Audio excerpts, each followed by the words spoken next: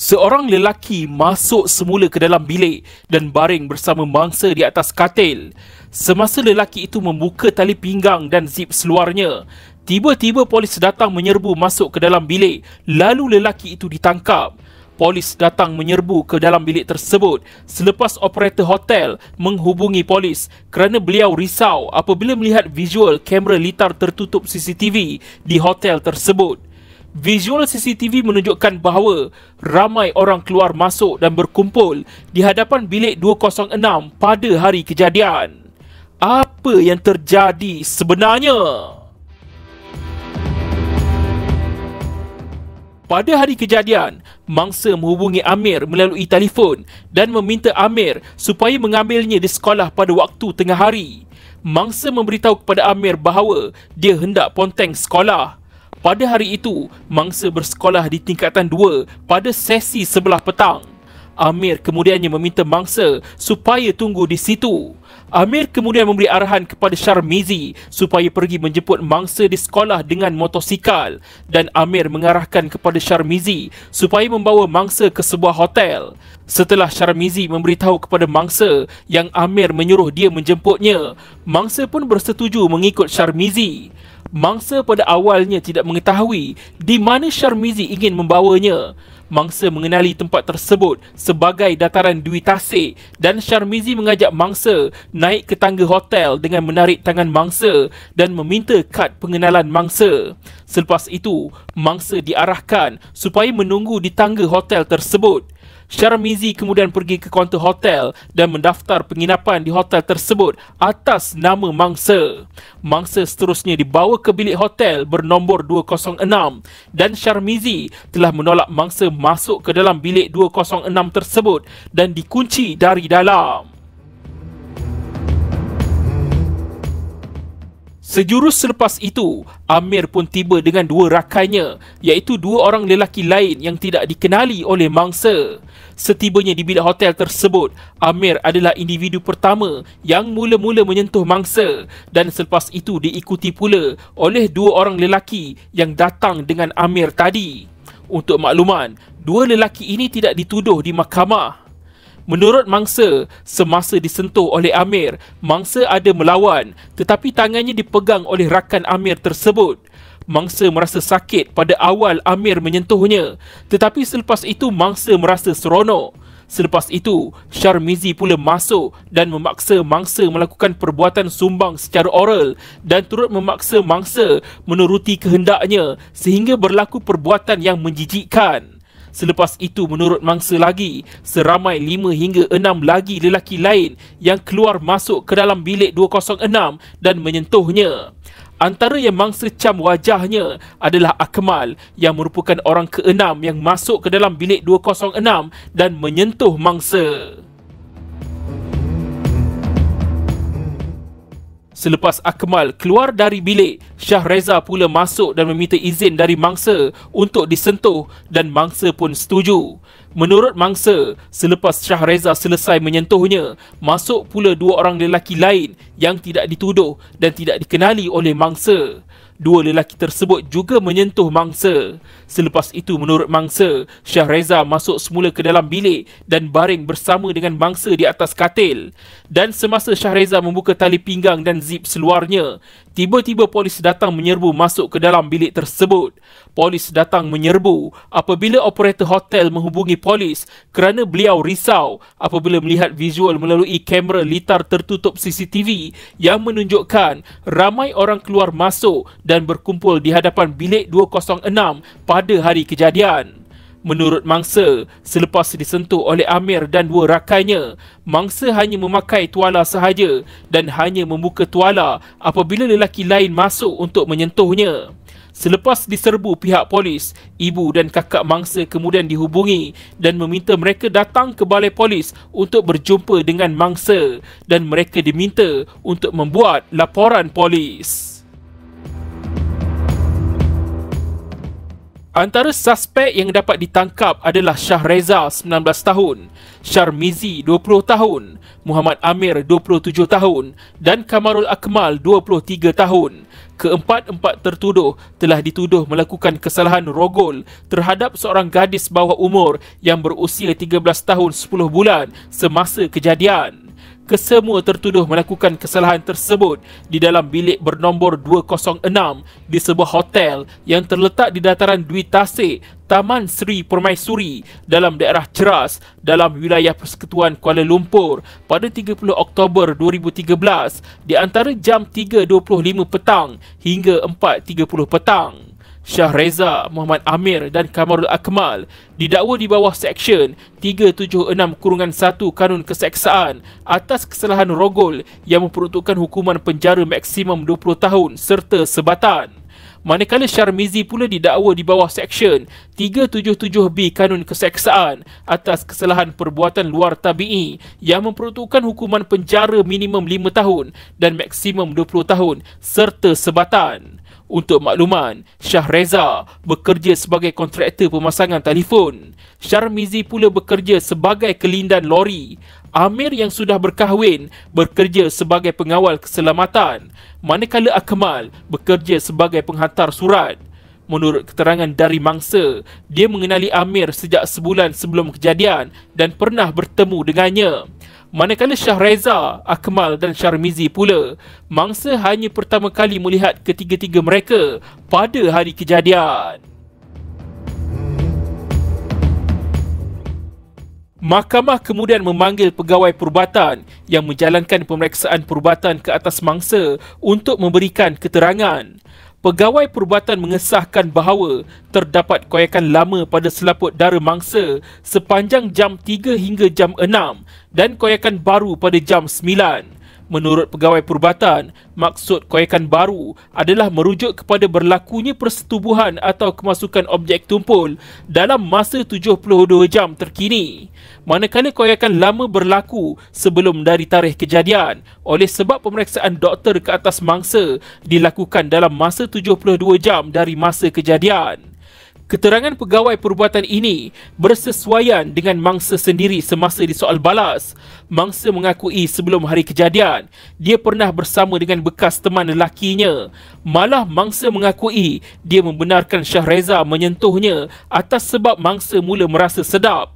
Dengan kata lainnya, jika mangsa bukanlah seorang yang aktif dengan aktiviti persetubuhan, masakan pada hari kejadian seramai 6 orang yang menyentuh mangsa hanya berlaku koyakan segar di selaput dara di jam 9 sahaja.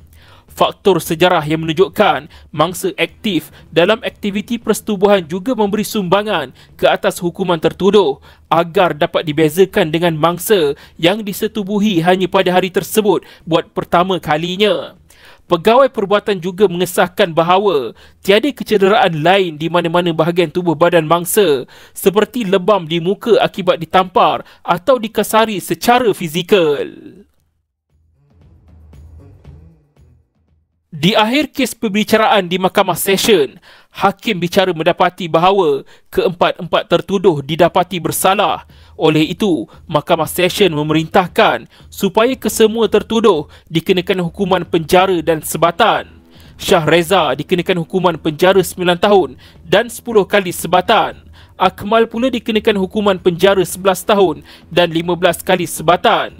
Sharmizi pula dikenakan hukuman penjara 12 tahun dan 15 kali sebatan selepas mengambil kira melakukan perbuatan luar tabi'i terhadap mangsa.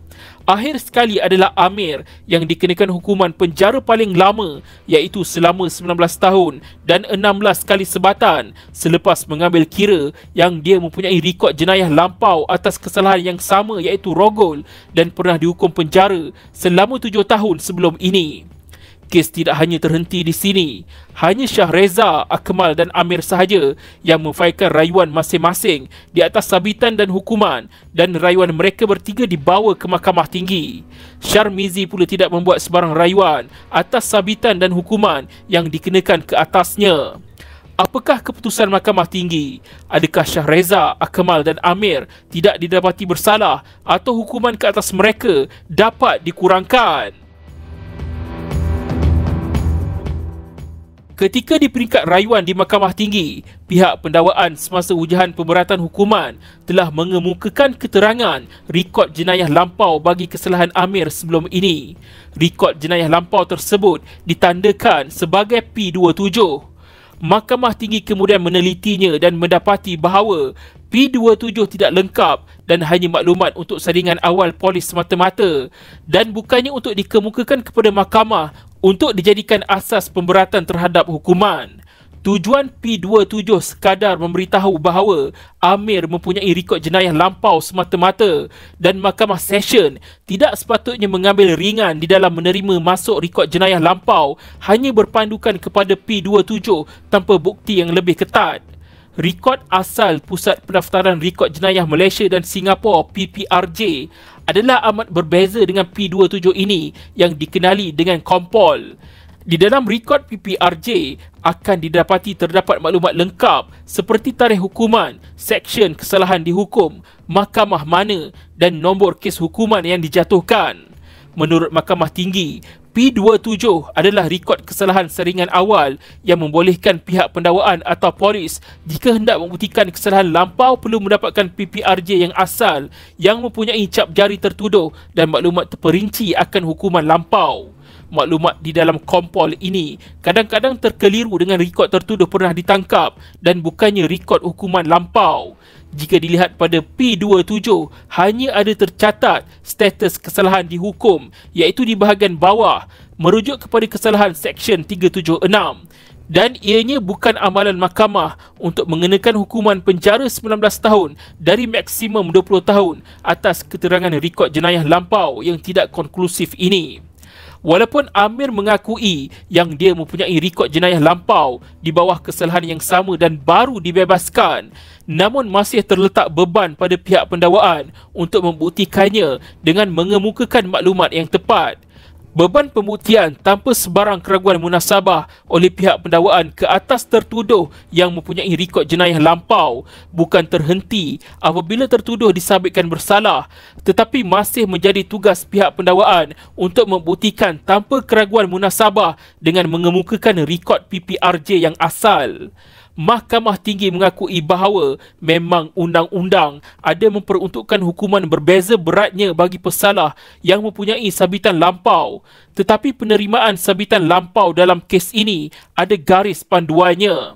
Sekiranya mahkamah boleh sahaja menerima P27 yang mana tiada dinyatakan secara jelas iaitu tarikh, masa dan jenis kesalahan dan kesahihannya tidak dapat dibuktikan, di manakah kedudukan peruntukan undang-undang dan apakah roh yang dikehendakinya? Mahkamah Tinggi menegaskan bahawa kenapa perlu Seksyen 153(6) dan Seksyen 253 yang menggariskan proses yang sukar sekiranya boleh digantikan dengan hanya merujuk kepada P27 yang hanya merupakan rekod saringan awal polis sahaja. Walau bagaimanapun, Mahkamah Tinggi menegaskan bahawa Amir perlu dikenakan hukuman yang lebih berat dari Shahreza dan Akmal. Kerana dalam kes ini, Amir adalah mastermind dengan Sharmizi. Ini kerana Amir yang mengarahkan Sharmizi pergi menjemput mangsa di sekolah. Amir juga adalah orang pertama yang menyentuh mangsa dan dengan tersendiri menunjukkan bahawa selepas Amir menyentuh mangsa, barulah rakan-rakannya yang lain boleh menyentuh mangsa. Mahkamah Tinggi mengatakan bahawa hukuman ke atas Shahreza dan Akmal perlu dijatuhkan sama rata kerana kedua-dua mereka ini tidak mengenali mangsa sebelum ini. Mereka hanya setakat menyentuh mangsa dan tiada pula Shahreza dan Akmal memaksa mangsa semasa melakukannya. Sharmizi yang menelefon Shahreza dan Akmal dan memberitahu kepada mereka berdua supaya datang ke tempat kejadian dengan menyatakan ada stok di hotel. Malah dari keterangan yang ada, dikatakan Shahreza meminta keizinan mangsa untuk disentuh dan mangsa mengakui merasa sedap apabila bersama dengan Shahreza. Manakala sentuhan dengan Akmal adalah yang paling akhir, di mana menurut mangsa, dia dapat cam wajah Akmal dengan lebih jelas apabila mangsa mengubah posisinya semasa sentuhan itu sedang berlaku, di mana mangsa duduk di atas Akmal. Mahkamah Tinggi mengatakan bahawa Bukannya bermaksud mahkamah menyalahkan mangsa atas keterangan mangsa merasa sedap dan menukar posisi di atas Akmal, tetapi setakat menunjukkan yang tiada paksaan ke atas mangsa yang dikenakan oleh Shah Reza dan Akmal dan mereka berdua bukannya mastermind dalam kes ini. Mahkamah Tinggi membuat keputusan bahawa daripada fakta kes yang ada, Shah Reza dan Akmal patut dikenakan hukuman yang sama oleh kerana mereka berdua dalam keadaan faktor pemberatan dan peringanan yang sama. Mahkamah Tinggi perlu mengubah hukuman yang dijatuhkan oleh Mahkamah Session walaupun di dalam keadaan di mana hukuman tersebut sah di sisi undang-undang. Mahkamah Tinggi perlu mengubah hukuman ini apabila hukuman yang dijatuhkan oleh Mahkamah Session itu atas penerimaan keterangan yang tidak dibuktikan ke atas Amir. Bagi Shah Reza dan Akmal pula, apabila fakta pemberatan dan peringanan hampir sama, maka adalah adil untuk mereka berdua menerima hukuman yang sama berat. Perlu diingatkan bahawa Mahkamah Tinggi masih menganggap kesalahan rogol gadis di bawah umur 16 tahun adalah satu kesalahan yang berat walaupun mangsa aktif dengan aktiviti persetubuhan sebelum kejadian dan mangsa juga memberikan kerelaannya semasa kejadian.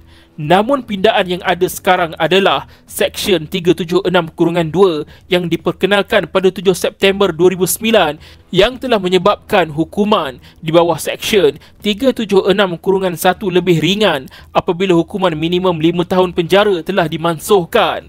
Oleh itu, bermula dari 7 September 2009, mana-mana pesalah yang dihukum di bawah Seksyen 376-1 boleh dihukum dari penjara 1 hari hingga ke 20 tahun dan bukan lagi sekurang-kurangnya 5 tahun penjara sebelum pindaan itu dibuat. Dengan pindaan ini, pihak Badan Perundangan memaksudkan bahawa di dalam keadaan ini tidak terjatuh di bawah rogol yang teruk di bawah Seksyen 376-2. Ianya hanya di bawah Seksyen 376-1 sebagai rogol biasa. Maka tanpa keadaan yang memburukkan selain dari rogol itu semata-mata, hukuman penjara sekitar 5 tahun hingga 8 tahun adalah biasa dijatuhkan. Jika 1 hari penjara sekalipun, ianya masih dikira sah di sisi undang-undang selepas pindaan 7 September 2009 tersebut. Malah ikat jamin berkelakuan baik di bawah Seksyen 173A atau Seksyen 294 Kanun Tata Cara Jenayah masih sah di sisi undang-undang di bawah kesalahan rogol. Setelah mendengar rayuan dari ketiga-tiga tertuduh, Mahkamah Tinggi memutuskan bahawa ketiga-tiga rayuan tertuduh ke atas sabitan dikekalkan bersalah, manakala rayuan ke atas hukuman bagi mereka bertiga dibenarkan. Ini bermaksud hukuman bagi ketiga-tiga tertuduh dapat diringankan. Hukuman asal yang dijatuhkan oleh Mahkamah Session ke atas Shah Reza adalah penjara 9 tahun dan 10 kali sebatan dan Mahkamah Tinggi mengurangkan hukumannya kepada penjara 8 tahun dan 8 kali sebatan. Hukuman asal yang dijatuhkan oleh Mahkamah Session ke atas Akmal pula adalah penjara 11 tahun dan 15 kali sebatan dan Mahkamah Tinggi mengurangkan hukumannya kepada penjara 8 tahun dan 8 kali sebatan. Hukuman asal yang dijatuhkan oleh Mahkamah Session ke atas Amir pula adalah penjara 19 tahun dan 16 kali sebatan dan Mahkamah Tinggi mengurangkan hukumannya kepada penjara 14 tahun dan 10 kali sebatan. Untuk makluman, pihak pendakwaan tidak berpuas hati dengan keputusan yang dijatuhkan oleh Mahkamah Tinggi dengan mengurangkan hukuman ke atas ketiga-tiga tertuduh. Pihak pendakwaan kemudian memfailkan rayuan ke atas hukuman ketiga-tiga tertuduh ke Mahkamah Rayuan. Namun begitu, ketiga-tiga tertuduh berpuas hati dengan keputusan yang dibuat oleh Mahkamah Tinggi dan mereka bertiga tidak memfailkan sebarang rayuan lanjut. Kes ini dijangka akan dibawa ke peringkat Mahkamah Rayuan. Penghakiman penuh boleh dirujuk dalam kes Shah Reza dan yang lain lawan pendakwa raya 2016 1 LNS 390 Mahkamah Tinggi Kuala Lumpur. Nombor rayuan jenayah 42S7108/2015, 42S7208/2015 dan 42H7308/2015.